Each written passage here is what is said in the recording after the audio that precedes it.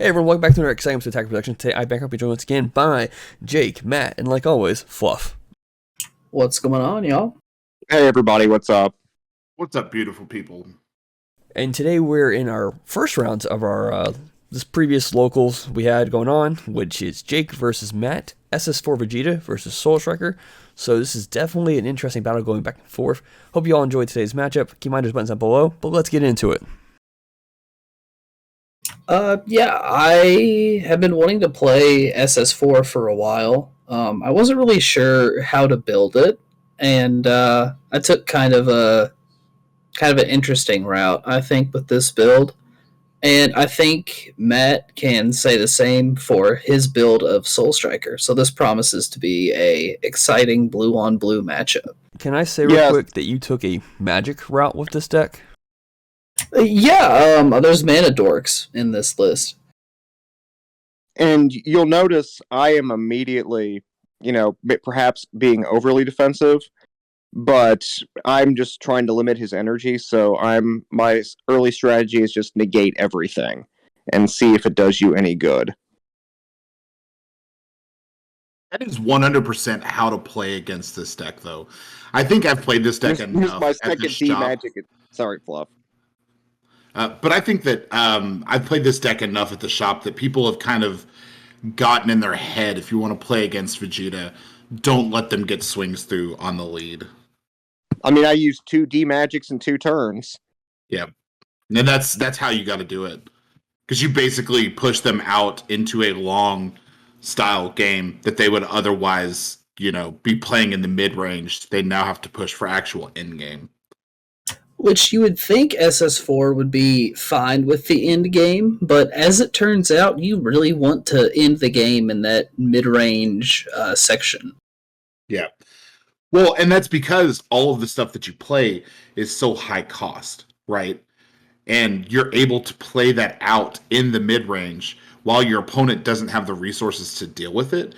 But once you're playing on tempo with them, with their energy as well, they kind of have the ability to outpace you at that point.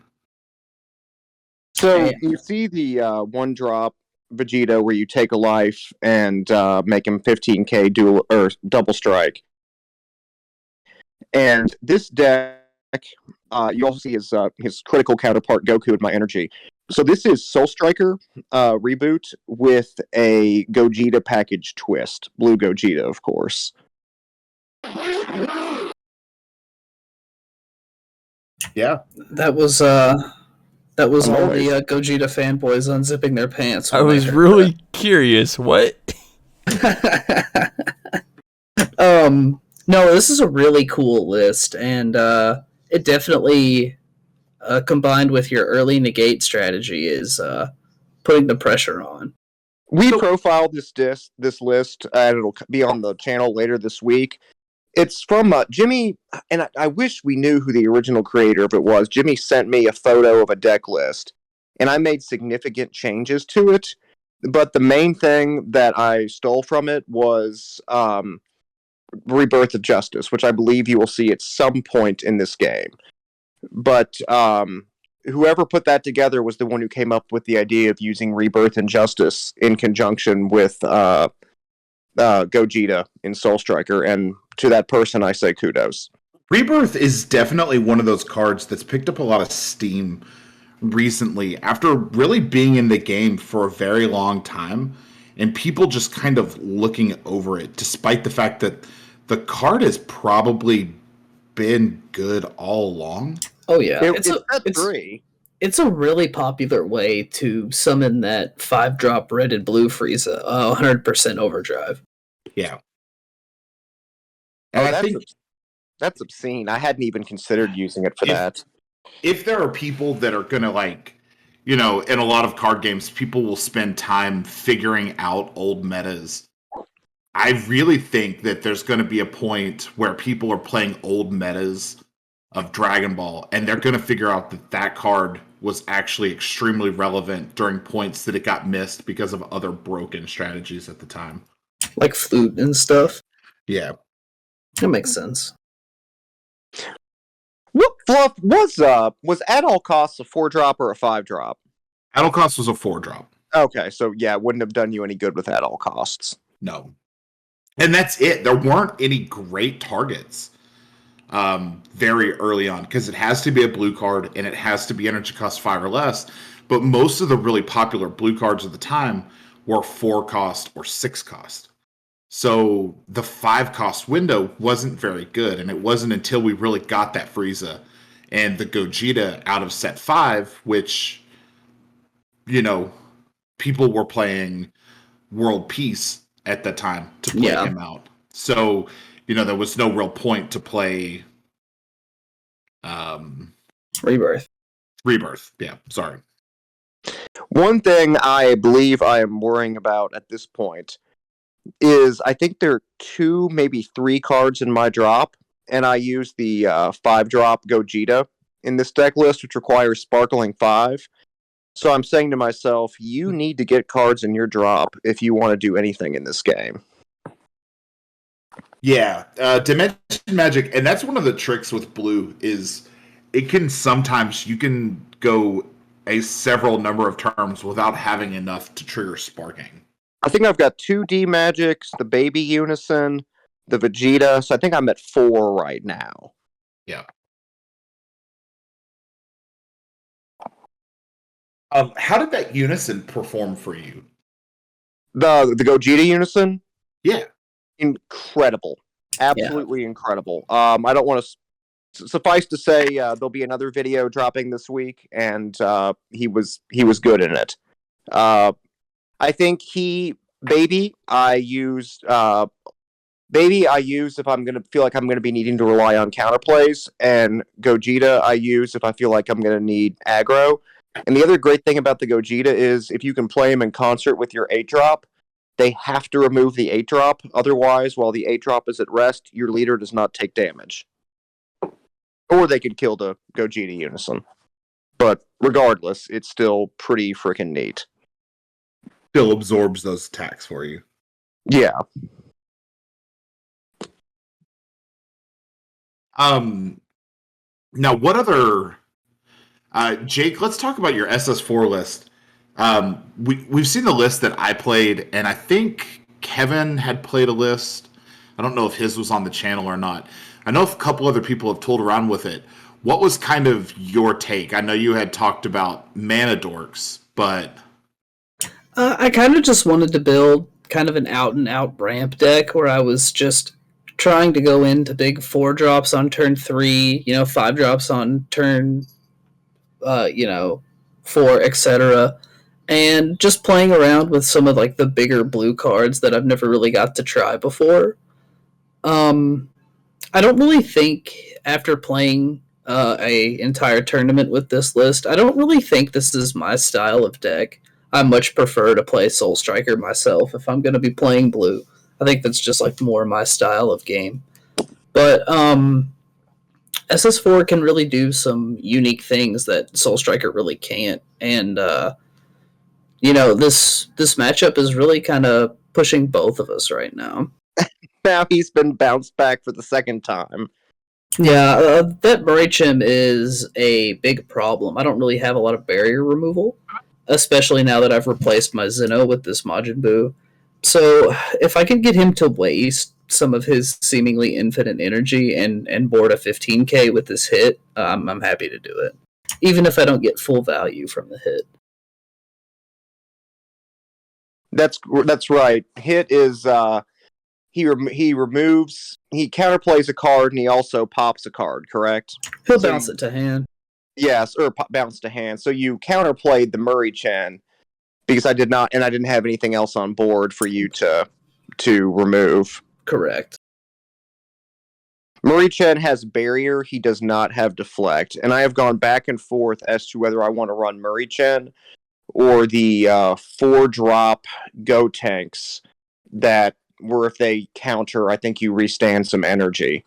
Yeah. And the Go tanks has deflect and barrier, correct? Yeah, I'm a big fan of that Go tanks. I am too. The Murray-chan is a lot more aggro, but yes. There's just so much counterplaying in today's game that I think the Marichim has better synergy with the other cards in your list, though, like that dual attacking unison, and like it can really provide a lot of pressure if you can board it. And in most matchups, you will. And there's a lot of colors that just can't efficiently deal with Murichem.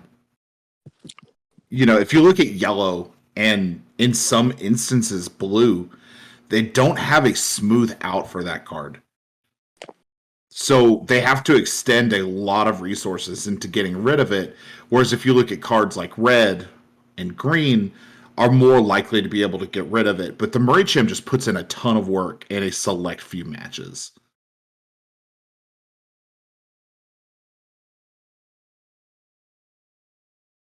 And here I'm just really worried about that baby unison getting the effect off.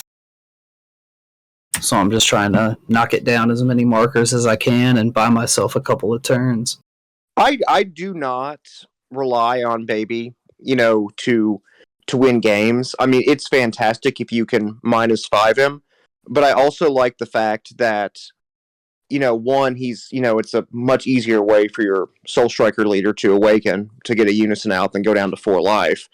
But secondly, people live in such fear of that unison that it kind of takes heat off my leader. Currently this deck list only has one counter ape. So, and that would be the ideal card to play, in my opinion, with the babies -5. So I almost use them kind of more as a defensive shield in addition to, something, the -5 is incredible. So I do take advantage of that, but I love how people just are determined to kill the damn thing. I mean, even just the double strike on your leader is scary at this point. Because you're at 3 life, it looks like. 4, 3 or 4. I can't tell. I think you have 3. Yeah, that's how I use that baby unison, is just let it become a heat magnet for your opponent. He's the MJF of unisons. Yeah, he is.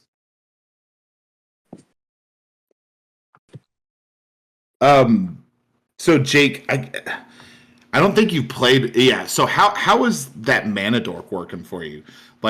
How did it perform over the night? Because that's an older card.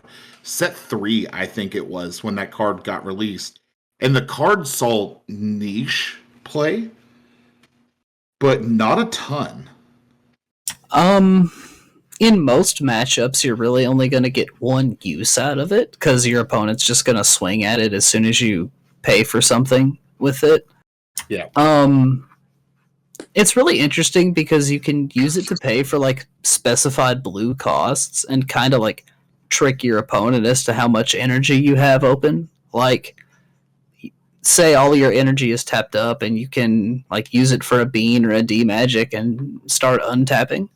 One thing I do want to point out, sorry Jake, you just popped my 5-drop, my set 5 Miraculous Revival 5-drop, so I pre-played the promo 5-drop. And I think this card is absolutely critical for anyone who wants to even entertain the idea of playing Blue Gogeta.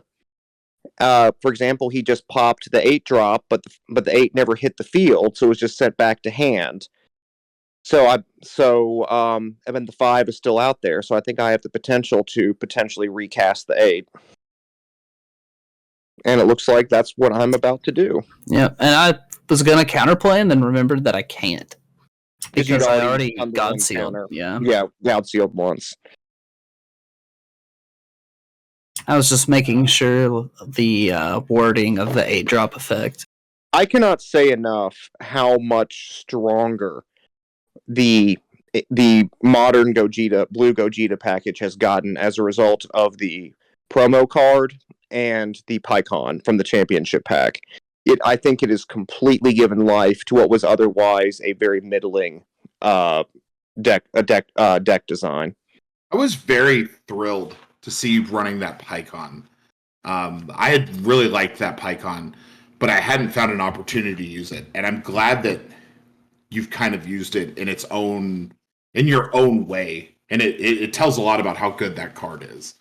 It's fabulous. The other thing I just love about that card is a lot of times blue doesn't have much to do on turn 2 with Soul Striker. So it's a 2-cost negate. It sends a card back to hand on their side of the field, and if it on the off chance it survives another 2 or 3 turns, on your turn 5, you can pay 3 to replace the Pycon with the 8-drop Gogeta. Or an 8-drop Pycon, but let's be honest, who in God's name is going to try to play the 8-drop Pycon? Challenge accepted. Not really. Please don't ask me to do that. Or do, if that's something that you really want to see. I wanted so badly for that Pycon lead to be good, and my God, it was a dumpster fire. No, it was a lot of fun. I think did I win a tournament with it? Did I win a local with it? Or did I come in second with it? You did well, I remember. I don't remember if you won or not. That's more a testament to you than it is to Pycon. The deck is just fun. It's a really fun strategy to play. It's like a fun jank strategy. It's just slow. The 5-drop from that set is just so laughably inferior to the Miraculous Revival 5-drop. Yeah, that's true. And here I finally got to do a damage with my leader, and it's my secret rare that gets charged. Yeah, when I saw that Goku Oob in the energy field, I kind of wiped a little sweat off my brow. I see. Yeah, it's tough to summon, but it'll end a game if it comes down. My tech. Fluff has been known to run Goku Oob from time to time. Oh, it's a fantastically fun card. Man, there's nothing better than what's that card do? Oh, it puts life at the bottom of my deck? What? Oh, that was the SCR that was like 7 a case? Yeah. Yeah. It's still to this day like a $12 card. Even during the height of COVID PSA mania, I think it didn't get up past like 30. Yeah, it gets like 30 or $40 at its most. But the card is ridiculously good. Especially in this list that rightfully does not need Hachiak. Because you have so much extra energy. I mean, what are we on? Turn 7, turn 8, or is it 7? 6 or 7 at this point? 6 or 7. I mean, you're right, Jake. Your list does not need Hachiak, and if I hadn't gotten lucky with those D magics early, you'd have 2 more energy. And here comes Obuni. So here I'm just trying to remove his Gogeta or like force him to protect it without spending a lot of resources myself. Comboing the tokens. Yeah. Sorry, Jake. Go ahead. I actually have to ask for a ruling here.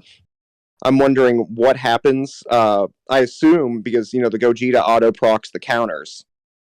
So I believe the counters are removed from the game based on the Gogeta's skill. Is that correct? You mean the tokens? The tokens? Or the tokens, not the counters. I'm sorry. The tokens. Yeah. Probably. I think you would remove one of them, right? Because it's a card. Oh, the Gogeta sends 2 cards back to hand when a skill plays cards. Yeah. So I think I asked Jimmy for a ruling, and I want to say he confirms that, and that was just a shot to the stomach. I was like, oh, I'm in trouble now. Yeah, I was hoping to remove the Gogeta without playing the ape, but I guess I'm just gonna try and end the game here. You got to do what you got to do. But my attack is negated. So now I'm at 2 life, and looks like I'm about to play a 7th energy.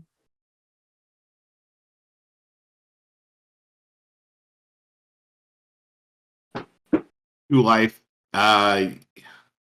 Yes. So what are you thinking? Like, what encouraged you to go up to that 7 energy? Because I'm thinking that I'm going to use to go past 6. I'm thinking that I have to finish it here, and the Marichem has got to come out because his barrier will get past Boo's +0. And I believe, don't I just replay Marichem here? I think so. Because I'm like, well, this is the 4th time I think I've tried to get him out. And, or I think I'm trying to manage my resources first, but ultimately that's what I'm trying to do, because I know that with Murray Chem's barrier, I don't have to worry about Boo. Is it +0 that Boo? It's a -1. Or It's a -1, -1. excuse me. Yeah, I'm just thinking to myself, Murray Chem's got to be. It's what I'm. It's the only way I'm going to get through, essentially. So you're not wrong on that either. So yeah. So Jake, you're at 2, right? Right. Yeah, you sparkling there, and at that point, I'm like, just sighing with relief, because I'm thinking, well, now, if he lets my unison attack through, I may have a chance, and I have, as you're about to see, a lot of things I can combo with. You were under the Gohan, but we can kind of see the flash of your hand there. And looking at 3 super combos plus, odd end cards in your hand that you're going to be off. And how many cards are in your hand at this point, Jake? It doesn't matter because none of them have any combo power. Yeah. And I'm thinking to myself, there's an opening, got to take it. There's this game, there's a huge margin for error and a very slim chance of victory in many cases. Yeah, that was one of those situations of right place, right time. You opened the multiple dimension magics, you slowed the ramp down.